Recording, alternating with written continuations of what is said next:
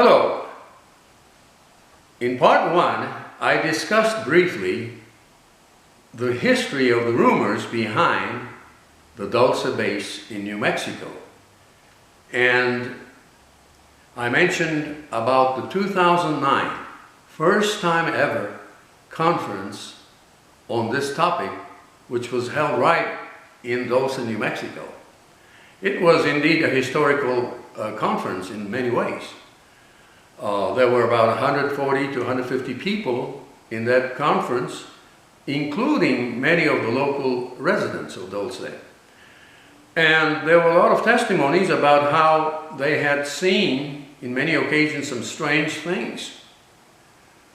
But the fact is that that conference has not proved anything.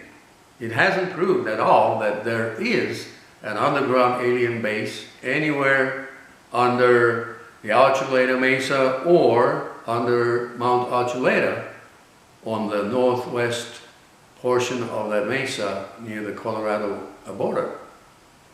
But regardless, more people are coming out and opening and are not afraid to speak to other people about their experiences.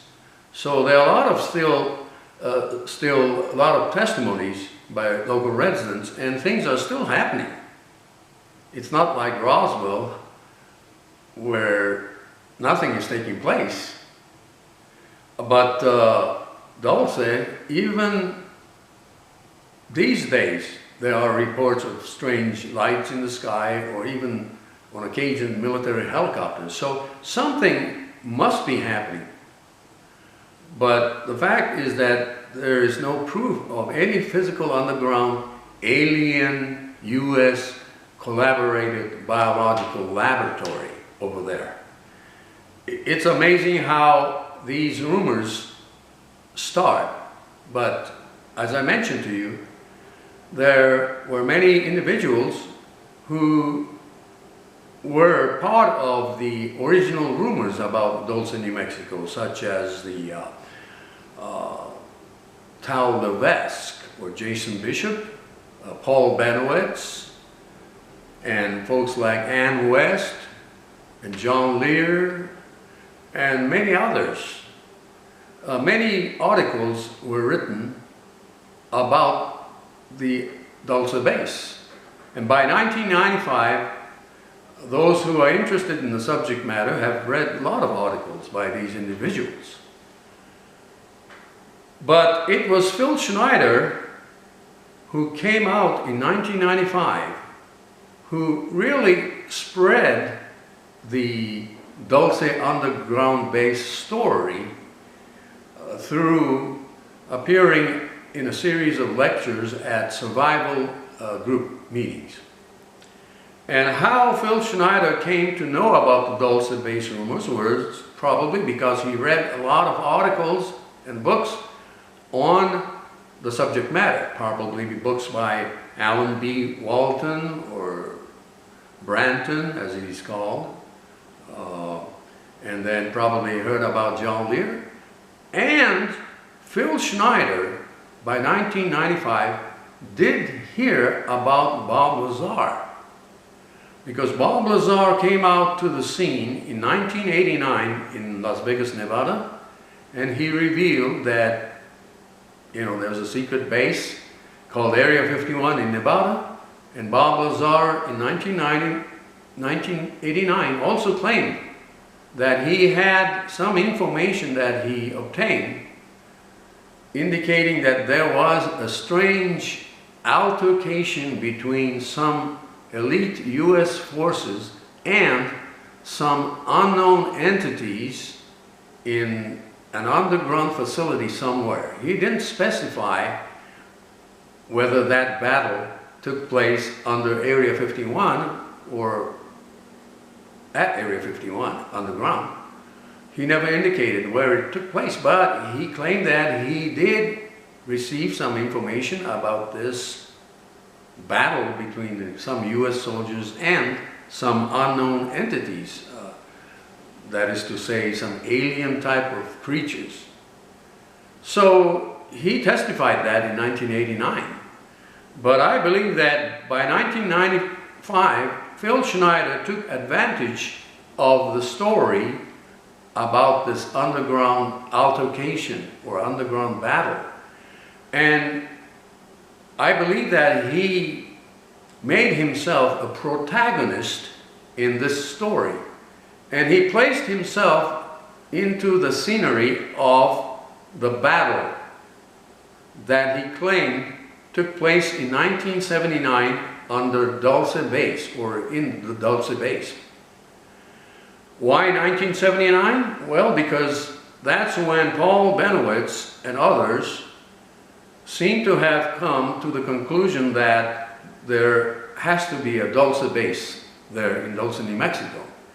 So I believe that Phil Schneider took advantage of the stories and made himself a protagonist, and he claimed that he was part of that battle that took place. And the rest is history. And the rumors spread all over the internet, which was beginning to get larger and larger every year since then. So, despite all these amazing stories and amazing claims, and you know, I believe in some claims of these, especially local residents. I will never debunk any claims made by local residents saying that they had seen some strange lights or helicopters or even strange figures such as Bigfoot near the Navajo River, which is quite often reported, even today in Dulce, New Mexico. So who am I to deny all these claims? Yet it is difficult to come up with a physical evidence despite these stories. But that does not mean that something is not happening.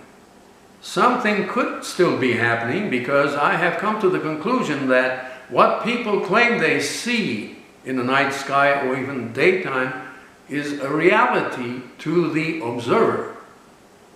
When somebody says he saw a huge, humongous black triangular craft on Highway 537 or Highway 64 in Dulce, New Mexico, who am I to dispute that claim? Because perhaps that individual did see.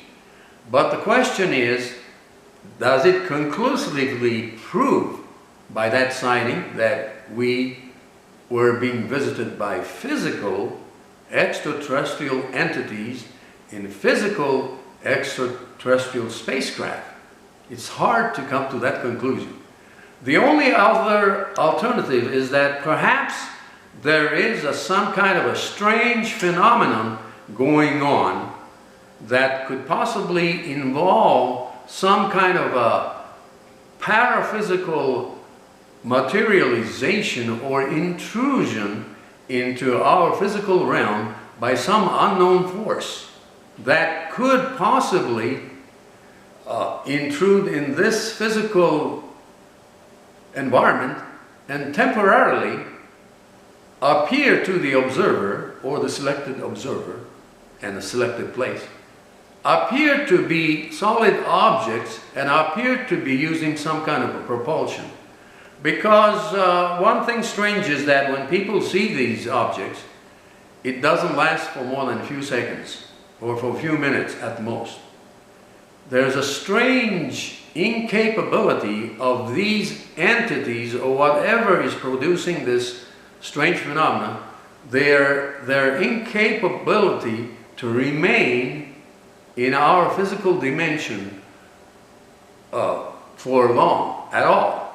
That's why whenever they see these flying saucers or huge triangular object, it doesn't last hours and hours.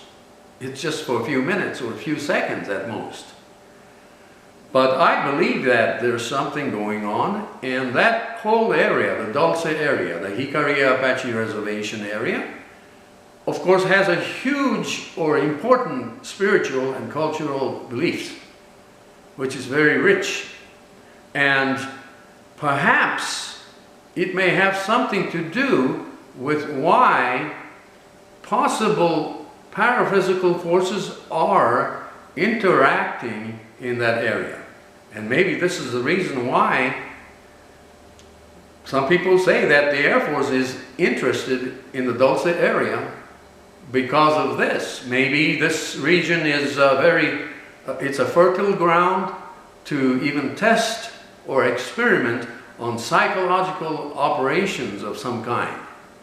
And Gabe Valdez, for example, believed that the Air Force may have staged some kind of a scenario whereby using some kind of a holographic devices or remotely controlled platforms or UAVs of some kind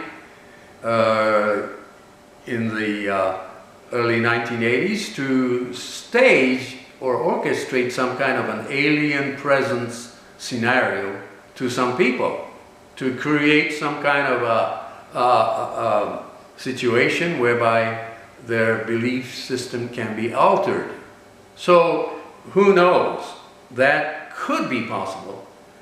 But the bottom line is that we cannot deny any claims of people who see things over there.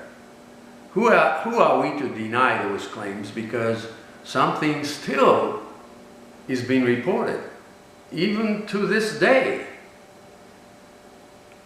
You know, speaking about cattle mutilations, as I mentioned before, both Gabe Valdez and Edmund Gomez came to believe that the cattle mutilations that took place in Dulce area were not caused by aliens, but by our government, who was interested in monitoring the radiation levels of certain animals, such as cows in that area, to find out the extent of the damage to the tissues through radiation. And instead of announcing to the public that they had made a grave error in Project Gasbuggy by eventual leakage of these radiation, instead of announcing that, they may have secretly decided to use some helicopters, like I said, to test these things, and after their tests are done, they just let those animals be dropped from the helicopter or somewhere, you know, in some ranch area where they picked up those animals. So there's a lot of strange things still going on, and Dulce is more interesting than Roswell. I think probably the Dulce area, New Mexico, probably has more personal sightings of strange things than any other community in the United States. So I will never give up finding out what is really going on. My dream is to actually find a tangible physical evidence for the existence of Dulce base, but this may be very difficult, but I can never deny that something is going on over there. I mean, look at the situation. Even now, people go to Dulce, and even now, local residents report something strange. So there's definitely a high strangeness.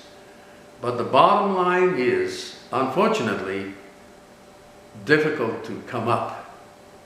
And so please keep on being interested in this very interesting subject matter, both from a scientific point of view and psychological point of view, a spiritual point of view, and cultural point of view. Thank you so much.